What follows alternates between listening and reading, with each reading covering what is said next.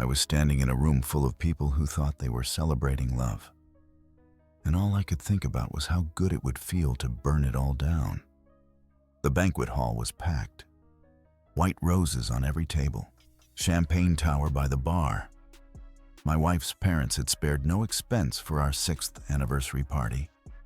Her mother had been planning this for months, coordinating with caterers, designing centerpieces, sending invitations to everyone we knew. It was supposed to be perfect. And on the surface it was. My wife moved through the crowd like she owned it, hugging aunts, laughing with old friends, playing the role she'd perfected over the years. The devoted daughter, the loving wife. 6 years of practice had made her convincing. I watched her from the back of the room, beer in hand, and felt nothing. No anger, no sadness. Just a quiet, settled certainty that this was the last time I'd ever stand in a room and pretend for her. Her father tapped a glass with a fork. The room went quiet. "Time for speeches," he announced, grinning like this was the happiest night of his life. My wife stepped forward, beaming under the soft lights. And her mother was already tearing up before she'd even said a word. "I just want to thank everyone for being here tonight," she started, her voice warm and practiced. 6 years of marriage to this wonderful man, and I couldn't be happier. The crowd clapped. A few people smiled at me. I didn't smile back. She kept going, building towards some sentimental conclusion about love and commitment and how lucky she was. I set my beer down. I'd heard enough. I started walking toward the front. Her eyes widened slightly when she saw me coming. She probably thought I was going to add my own touching words, maybe wrap my arm around her and kiss her cheek while everyone clapped. Instead, I took the microphone from her hand. The room went silent, curious, expectant. 6 years of marriage, I said, letting the words hang in the air. I looked at her. She looked back, confused, starting to realize something was wrong. "And 3 months of you sleeping with my brother." The effect was immediate. Her face went white. Someone gasped. Her father's champagne glass slipped from his hand and shattered on the floor. Her mother made a choking sound and grabbed the edge of the table for support. "What are you doing?" my wife hissed, reaching for the microphone. I pulled it back. "Telling the truth," I said calmly. 3 months, maybe longer.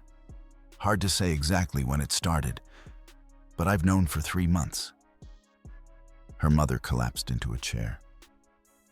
Her father just stared, mouth opening and closing like he couldn't form words.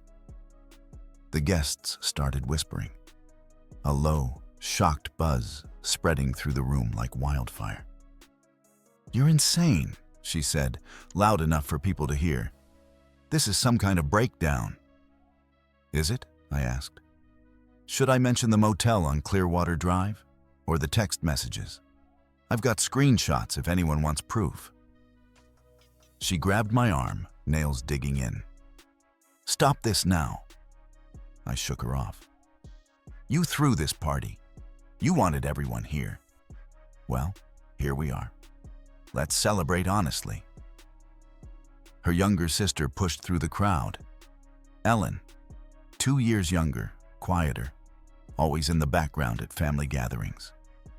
She looked between us, processing what she'd just heard. "Is this true?" Ellen asked, looking at her sister. My wife's face crumpled. "It's complicated. He doesn't understand."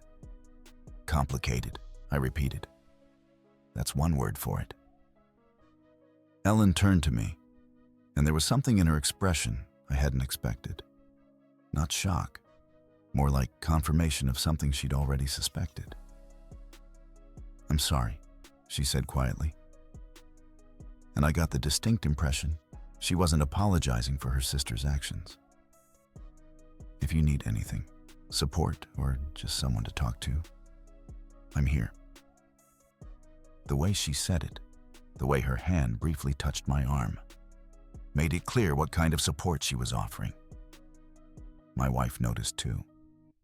Her shock turned to fury. "Ellen, what are you doing?" "Being honest," Ellen said. "Unlike you."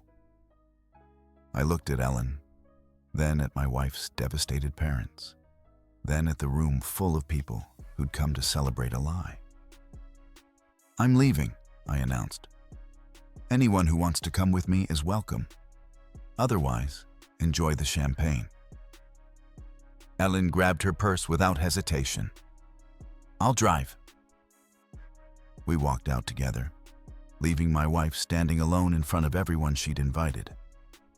Her voice followed us, high-pitched, desperate, calling my name, calling her sister's name, trying to salvage something from the wreckage. The parking lot was quiet. Ellen's heels clicked on the pavement as we headed to her car. She unlocked it, and we both got in. For a moment, neither of us spoke. "I didn't plan that part," I finally said. "You coming with me?" "I know," she said, starting the engine. "But I've watched her treat you like garbage for 2 years. I kept hoping you'd wake up." 2 years, at least. Maybe longer. She pulled out of the parking lot. "Where do you want to go? Because I'm betting you're not going back to your house tonight." "Good bet." I leaned back in the seat. Anywhere but here works. She drove in silence for a few minutes, then glanced at me. "For what it's worth, you handled that better than she deserved. I would have set the building on fire." I laughed. Couldn't help it. That would have been memorable too. "Next anniversary, maybe," she said, and there was a slight smile on her face. My phone started buzzing. My wife, then my brother, then her parents. I turned it off and tossed it in the glove compartment. Ellen noticed. "Going to be a long night for them." "Good," I said. "They earned it." She drove us to a diner on the edge of town. Nothing fancy, just booths and coffee and a jukebox playing songs from decades ago. We slid into a booth in the back, and a waitress brought menus without asking. "Coffee?" she asked. "Whiskey would be better, but coffee works," I said. Ellen ordered the same. When the waitress left, Ellen looked at me with those green eyes that were so different from her sister's. "You really knew for 3 months?" "Yeah." "And you waited for tonight?" "Timing matters," I said. "She wanted a party. She got one." Ellen laughed, a genuine sound. "You're kind of terrifying, you know that?" "Only when necessary." The coffee came. We drank it black and bitter. And for the first time in 3 months, I felt like I could breathe properly. The weight of keeping that secret, of planning this moment, had been crushing. Now it was done. Ellen reached across the table and took my hand. "Whatever happens next, you did the right thing." I looked down at her hand on mine. Smaller than her sister's. Warmer somehow. "Did I?" "Absolutely," she said. "She's been lying to everyone for months. You just made sure the truth came out where it hurt most." "And you're okay with that? Being here with me instead of with your family?" She squeezed my hand. "She stopped being my family the moment she decided to betray you. Blood doesn't excuse everything." We sat there until the coffee went cold, talking about nothing and everything, while my phone stayed silent in the glove compartment and the wreckage of my marriage burned itself out miles away. We ended up at Ellen's apartment. She lived alone in a 2-bedroom place downtown. Minimalist furniture, plants on every surface. The kind of space that felt calm, purposeful. Nothing like the house I'd shared with her sister. "Make yourself comfortable," she said, tossing her keys on the counter. "I'm gonna change. Help yourself to whatever's in the fridge." I grabbed a water and sat on her couch. My phone was still off. Part of me wanted to check it, see how bad the damage was. The smarter part knew it didn't matter. They could call, text, scream into the void. I wasn't answering. Ellen came back wearing jeans and an oversized sweater, her hair down. She looked younger this way, less formal. She sat next to me, tucking her legs underneath her.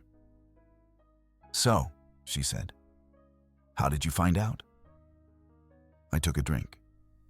Noticed she started showering as soon as she got home from work, every single day. Before that, she'd come home, complain about her day, eat dinner. Suddenly, hygiene became urgent. Ellen nodded, listening. Then there were the texts.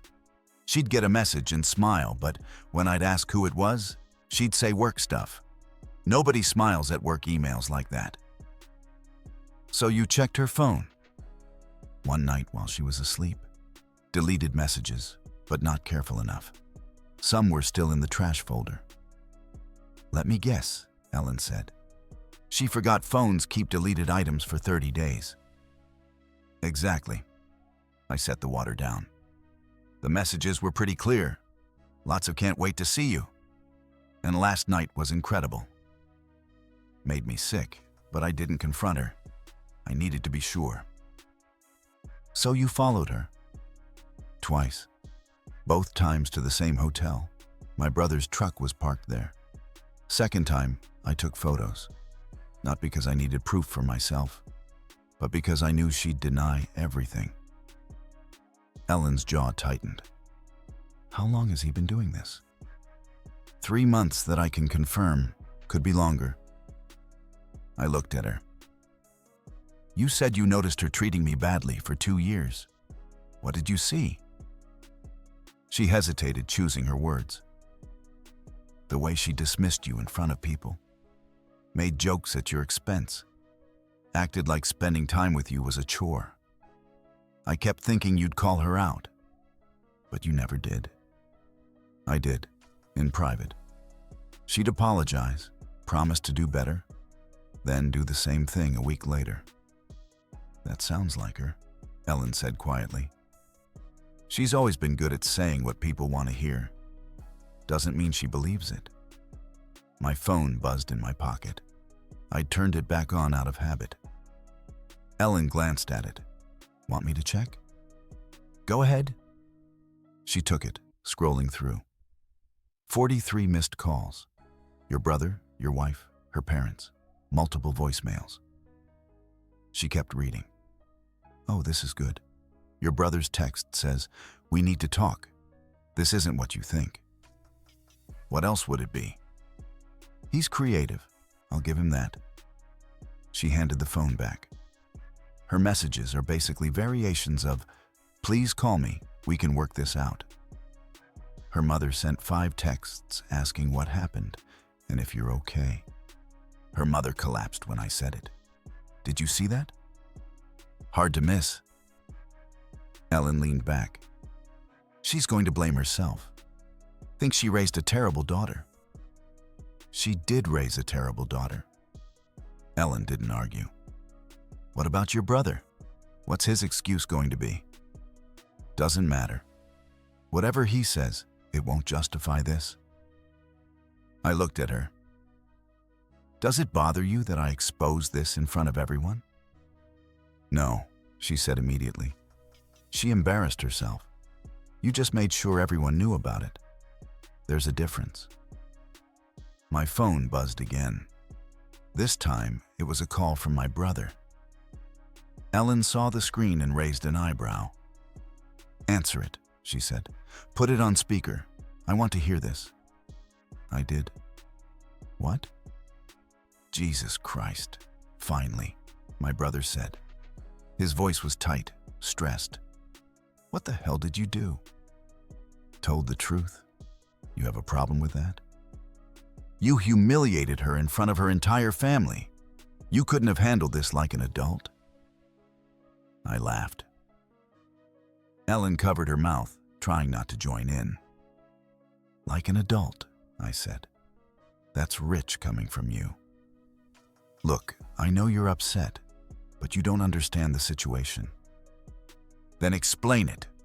I've got time. There was a pause.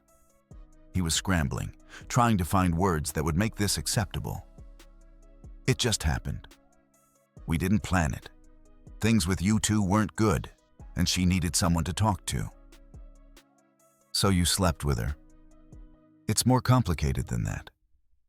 No, I said, my voice harder now. It's actually pretty simple. You're my brother. She's my wife. You both made a choice. Now you get to deal with the consequences. She loves you, he tried.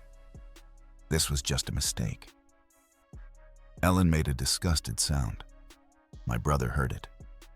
Who's that? He demanded. Ellen. Silence, then quieter. Her sister's there? Yeah, she offered support, unlike you. This is messed up, you know that, right? You're going to her sister now? I'm having a conversation with someone who isn't a liar. Novel concept, I know. He started to say something else, but I hung up. Ellen was watching me, a slight smile on her face. You enjoyed that? Little bit. She moved closer, her shoulder touching mine. For what it's worth, you're handling this better than most people would. I've seen men completely fall apart over less. Falling apart doesn't solve anything. Anger does, when it's focused. Is that what tonight was? Focused anger? That's exactly what it was. I turned to look at her properly. Why are you really here, Ellen? You could have stayed, tried to fix things with your family. Because, she said, meeting my eyes. I've watched her lie to you for years. I've watched you be patient, kind, understanding. And she threw it away for cheap thrills with your brother. That's not someone I want to defend. Even though she's your sister? Especially because she's my sister. I know what she's capable of. Ellen's hand found mine again. And honestly, I thought about this for a while. About what would happen if you finally had enough. Thought about what? Whether you'd give someone else a chance. Someone who wouldn't take you for granted. The implication was clear. I should have pulled away, said this was too fast, too complicated. Instead, I stayed exactly where I was. That's a dangerous question, I said. I'm okay with dangerous, she replied. My phone buzzed again. Another call from my wife. We both ignored it. Outside, the city hummed with nighttime traffic. People living their lives, unaware that mine had just detonated spectacularly. Ellen stood up, holding out her hand. Come on, you're sleeping in the guest room tonight. Tomorrow we figure out next steps, but tonight you get to rest without wondering who's lying to you. I took her hand and stood. Thank you. Don't thank me yet, she said. When she finds out I'm helping you, things are going to get worse before they get better. I can handle worse. Good, Ellen said, squeezing my hand, because I have a feeling she's just getting started. She was right, of course. But standing there in Ellen's calm, honest apartment, I didn't care what came next. For the first time in 3 months, I wasn't carrying the weight of someone else's lies. The next morning, I woke up to the smell of coffee and bacon. For a second, I forgot where I was. Then it came back. The party, the explosion, Ellen's guest room with its clean sheets and quiet. I found her in the kitchen, already dressed, hair pulled back in a ponytail. Morning, she said, sliding a plate toward me. Figured you'd need fuel for whatever today brings. You didn't have to do this. I wanted to. She poured 2 mugs of coffee. Besides, I'm betting you haven't eaten since yesterday afternoon. She was right. I sat down and ate while she leaned against the counter. Your phone's been buzzing all morning, she said. I put it in the living room so it wouldn't wake you. I checked the time, 9:30. How many calls? Stopped counting at 15. She sipped her coffee. Your wife showed up here around midnight. I looked up. What? Pounded on the door, yelling your name. I didn't answer. She left after 10 minutes, but not before calling me every name she could think of. Ellen's expression didn't change. Security footage caught it all. Building manager already filed a complaint. She knows you're helping me. Obviously. Ellen set her mug down. My mother called too. Wanted to know why I left with you, if I understood what I was doing to the family. She paused. I told her the family destroyed itself without my help. What did she say? Hung up on me. Ellen shrugged. They'll come around or they won't. Right now I'm more concerned about what you're going to do. I finished eating and pushed the plate aside. File for divorce.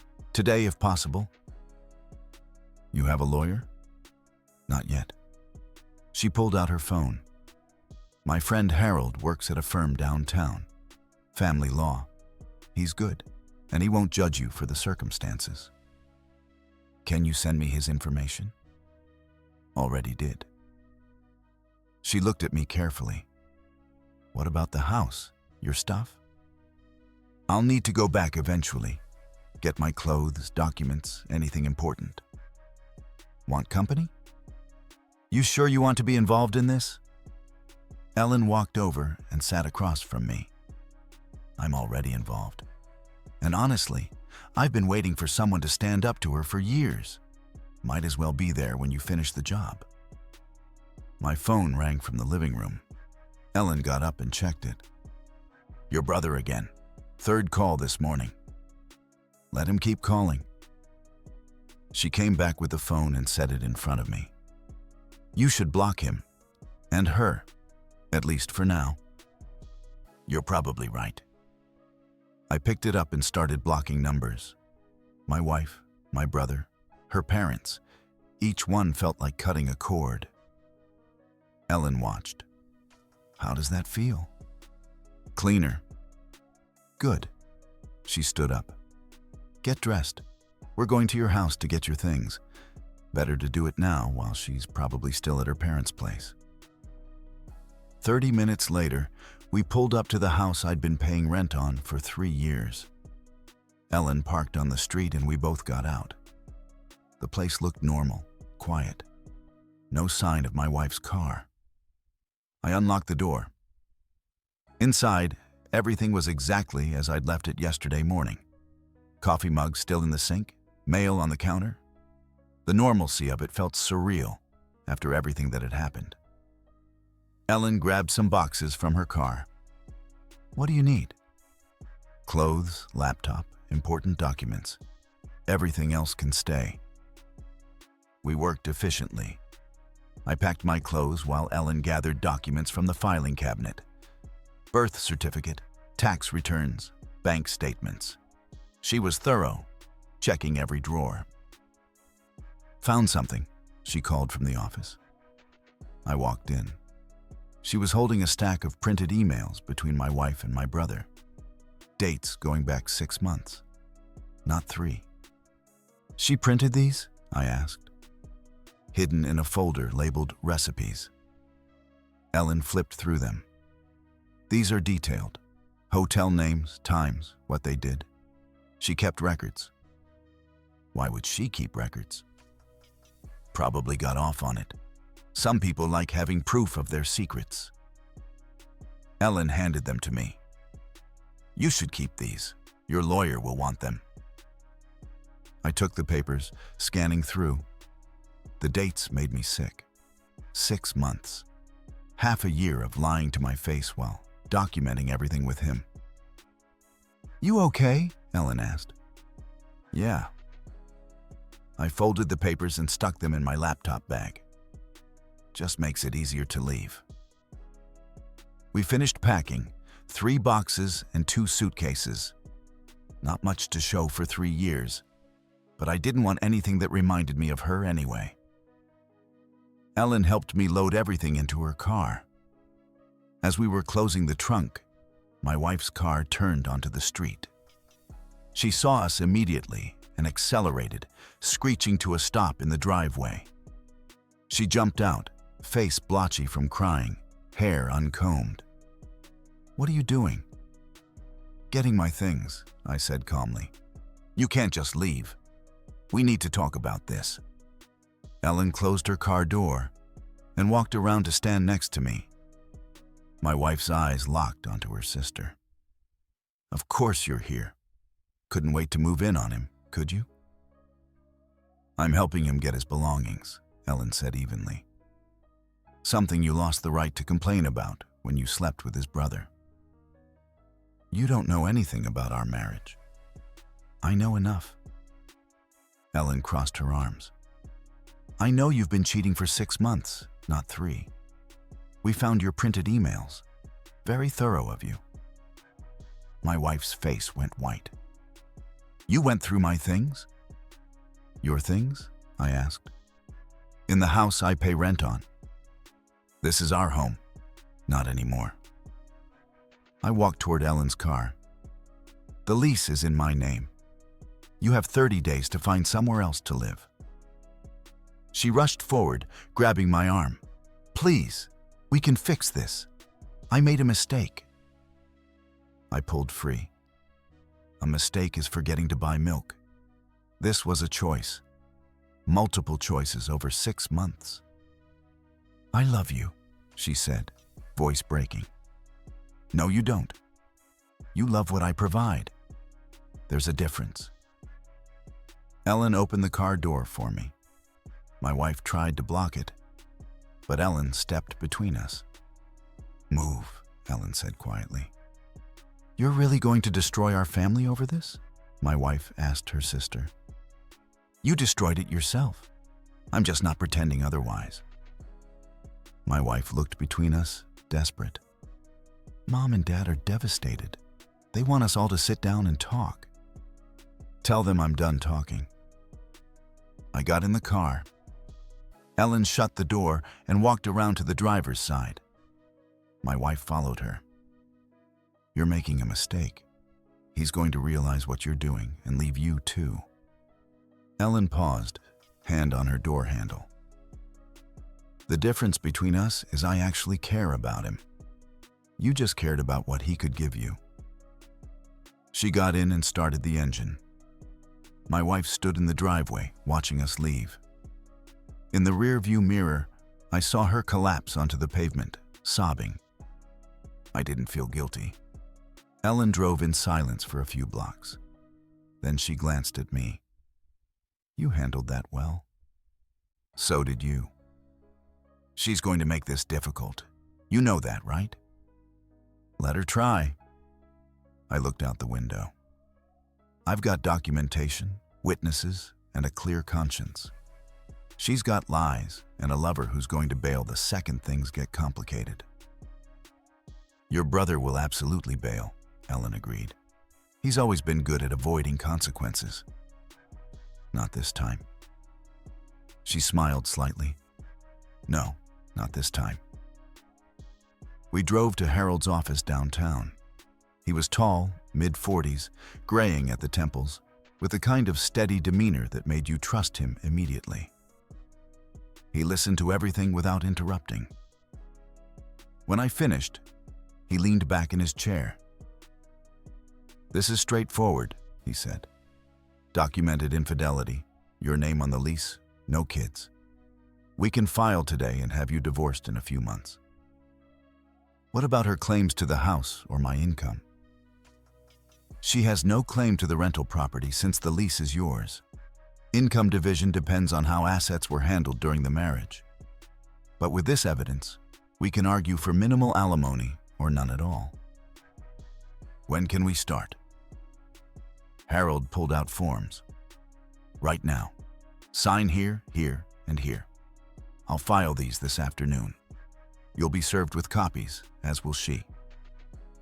I signed. Ellen watched from the chair next to me.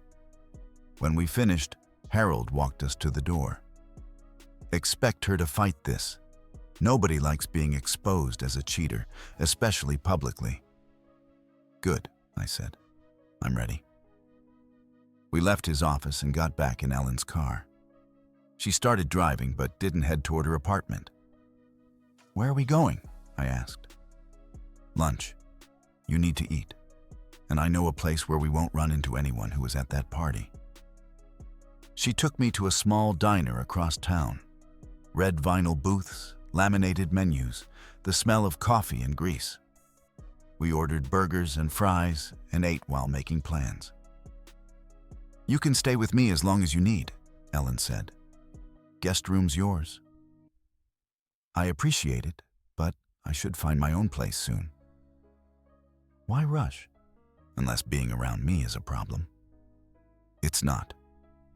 I met her eyes. That's kind of the point. This is happening fast. She reached across the table and took my hand. We don't have to define anything right now. But I meant what I said last night. I've watched you be a good person for years. If you want to explore whatever this is between us, I'm not going anywhere. I squeezed her hand. Okay, she echoed, smiling. My phone buzzed. A text from Harold. Divorce papers filed. She'll be served within 48 hours. It was happening. The ending I'd been planning since the day I found those messages was finally in motion. And sitting across from Ellen, I didn't feel sad about it. I felt free. 3 days after filing, my brother showed up at Ellen's building. The doorman called up and I told him to let him through. Ellen raised an eyebrow. You sure about this? Might as well get it over with. When he knocked, I opened the door but didn't invite him in. He looked terrible. Unshaven, circles under his eyes, shirt wrinkled. Can we talk? He asked. You've got 5 minutes. He glanced past me at Ellen sitting on the couch. Alone? No. Whatever you have to say, you can say in front of her. He shifted uncomfortably. Look, I know I messed up, but ending our entire relationship over this seems extreme. I laughed. Actually laughed. Extreme? You slept with my wife for 6 months. That's pretty extreme. It wasn't personal. How is sleeping with my wife not personal? He ran his hand through his hair. I mean, it wasn't about hurting you. It just happened. We connected and things got out of hand. Ellen spoke from the couch. Did you connect before or after you knew she was married to your brother? He shot her a look. This doesn't concern you. I'm making it my concern, she said calmly. I crossed my arms. Answer the question. After, obviously. But you two were having problems. She told me you barely talked anymore, that you were distant. So you believed her sob story and decided to be the hero. I was being a friend. Friends don't sleep with their brother's wife. I stepped closer. You want to know what's funny? She kept printed copies of your messages, detailed descriptions of everything you did together. I gave them to my lawyer. His face went pale. What? 6 months of evidence, hotel names, dates, times. Very thorough. I watched him process this. Did you think she'd keep this quiet? That you could walk away clean? I didn't think about it. That's your problem. You never think. I leaned against the door frame. How's work going, by the way? I heard some people found out about what you did. He clenched his jaw. Dad told everyone at the shop. Now nobody will talk to me. Consequences are difficult, aren't they? You're enjoying this, he said bitterly. Little bit, yeah. I shrugged. You destroyed my marriage and expected what? That I'd forgive you. Move on like nothing happened. We're brothers. We're brothers. Past tense. I straightened up. Here's how this works. You don't call me, you don't text me, you don't show up here again. If I see you on the street, I'll walk the other way. We're done. That's it? You're just cutting me out? You cut yourself out when you made your choice. I'm just making it official. He looked past me at Ellen again. And you're okay with this? Helping him burn down his entire family. Ellen stood up and walked to the door. His family burned itself down. I'm just here for what comes after. My brother's expression hardened. You two deserve each other. Thanks, I said. Now leave. He stood there for another moment, like he was going to say something else. Then he turned and walked away. I closed the door and locked it. Ellen touched my shoulder. You all right? Better than I expected. I turned to face her. That's the last conversation I'll ever have with him. Good. She wrapped her arms around me.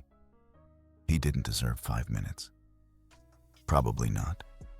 But now I know he's suffering too. That helps. My phone buzzed. A message from Harold. She's been served. Her lawyer already reached out, asking for a meeting to discuss settlement terms. She's trying to negotiate, I said, showing Ellen the message. Of course she is. What are you going to do? Tell Harold to proceed with the original terms. She gets nothing except what's legally required, which based on the evidence is basically nothing. Ellen smiled. You're really not going to give her an inch, are you? Why would I? She had 6 months to think about consequences. Now she gets to experience them. She kissed me then, soft and deliberate. When she pulled back, she was still smiling. I like this version of you. Which version? The one who doesn't take disrespect from anyone. Took me long enough to find him. Better late than never, she said. Outside, the sun was setting over the city. Somewhere, my wife was probably reading divorce papers and realizing she'd lost everything. My brother was sitting alone, cut off from family and friends. And I was here, in Ellen's apartment, planning a future that didn't include either of them.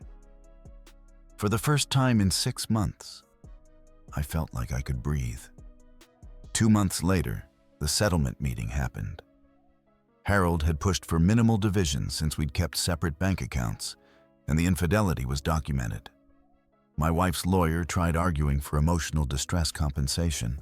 Harold shut that down fast. We met in a conference room downtown.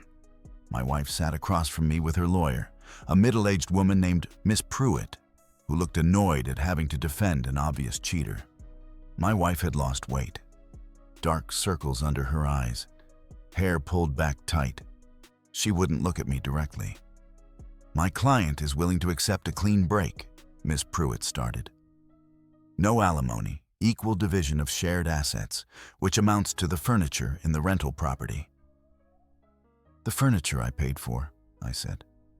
Harold held up a hand. My client is willing to let her take what she wants from the property, provided she removes it within 2 weeks and returns the keys. Miss Pruitt nodded. Acceptable. My wife finally spoke. What about the car? Which car? I asked. The one we bought together. The one I make payments on. That's mine. Her lawyer checked her notes. The vehicle is in your client's name solely? Correct, Harold confirmed. My wife's hands clenched on the table. This is vindictive. No, I said calmly. This is fair. You want vindictive? I could have sent those printed emails to your workplace. I didn't. She looked up sharply. You wouldn't. I didn't say I wouldn't. I said I didn't. Yet. Miss Pruitt intervened. Is my client being threatened? No, Harold said smoothly. My client is simply noting he's been remarkably restrained given the circumstances. The meeting wrapped up quickly after that. Papers were signed, terms agreed upon, My wife would get the furniture. I'd keep everything else. The divorce would be finalized in 30 days. As we stood to leave, my wife grabbed my arm. "Can we talk? Just for a minute?" I looked at Harold. He nodded and stepped outside with Miss Pruitt. "What do you want?" I asked. "I'm sorry. I know that doesn't mean anything now, but I am." Her voice cracked. "I lost everything. My family won't speak to me. I had to move back in with my parents. Everyone knows what I did." "Good. You really hate me that much?" "I don't hate you. I just don't care anymore." I picked up my bag. "You made choices. You documented those choices. Now you live with them." "What about Ellen? Are you two together now?" "That's none of your business." "She's my sister." "Was your sister. She stopped claiming you when you showed her who you are." My wife's eyes filled with tears. "I hope you're happy together." "We are," I said, because it was true. I walked out. Harold was waiting in the hall. "All set?" "Yeah, let's go." Ellen was waiting in her car outside. I got in and she immediately asked, "How'd it go?" "It's done. 30 days and I'm officially free." She smiled and started driving. "Where do you want to go?" "Home," I said. She'd asked me to move in officially last week. I'd said yes without hesitation. Her place had become home faster than the house I'd rented for 3 years ever did. "Home it is," she said, taking my hand. My phone buzzed. A message from my brother. I deleted it without reading and blocked his new number. Some doors stayed closed. Ellen glanced at me. "You okay?" "Better than okay." I squeezed her hand. "I'm exactly where I need to be." She pulled into the parking garage of our building. Our building. That still felt new. Good. We went upstairs, ordered takeout, and spent the evening on the couch watching movies. Normal, easy, honest. Everything my marriage had never been. 30 days later, the divorce was final. I got the notification via email while having breakfast with Ellen. I showed her the screen. "Congratulations," she said, kissing me. "How does it feel?" "Like starting over." "Good," she said, "because that's exactly what this is." And she was right. My wife had moved across town, cut off from her family and old friends. My brother had quit his job and left the state after nobody would work with him. They'd both gotten exactly what they deserved. I had Ellen, a fresh start, and zero regrets about burning down a life built on lies. Some endings are just new beginnings in disguise. 6 months after the divorce was finalized, I ran into her parents at a hardware store. They saw me first. Her father nodded stiffly and kept walking. Her mother paused, looking like she wanted to say something, then thought better of it and followed him. I didn't chase them down. Didn't need their validation or forgiveness. They'd chosen to stand by their daughter despite everything, and that was their choice to make.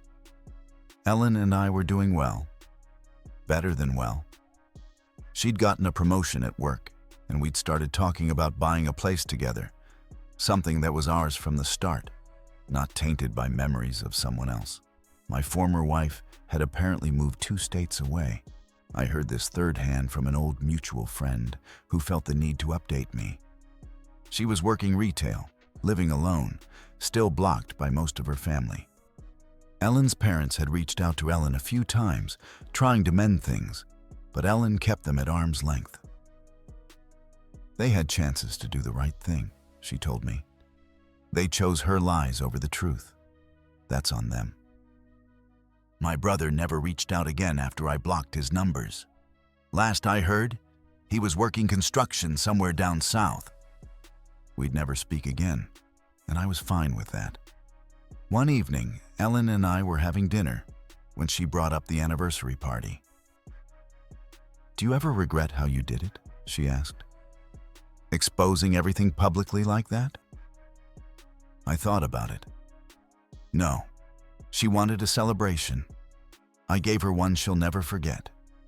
And everyone who needed to know the truth got it all at once. No lingering what-ifs. None. I reached across the table and took her hand. "Best decision I ever made." "Let me hear." She smiled. "That's disgustingly romantic." "You love it." "I do," she admitted. A year after the party, Ellen and I got engaged. Small ceremony, just close friends. Nobody from her family attended, and I didn't invite mine. We didn't need them. We had each other and people who actually gave a damn about us. The day of our wedding, I got a text from an unknown number. I almost deleted it, but curiosity won. "I heard you're getting married. I hope you're happy. My ex-wife." I showed Ellen. She read it and handed the phone back. "Are you going to respond?" No point. I deleted the message and blocked the number. "She's part of a life I don't live anymore."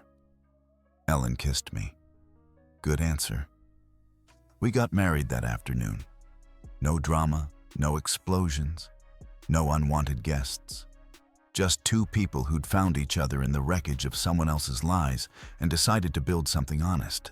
Later that night at our small reception, Ellen pulled me aside. "Thank you," she said. "For what?" "For being exactly who you are. For not letting her break you." She touched my face. "For giving me a chance." "I should be thanking you. You were there when everyone else wanted me to just forgive and forget." "Some things don't deserve forgiveness," she said simply. I kissed her, my wife, in a room full of people who actually cared about us, and I thought about that anniversary party. That moment when I decided enough was enough. Best decision I ever made.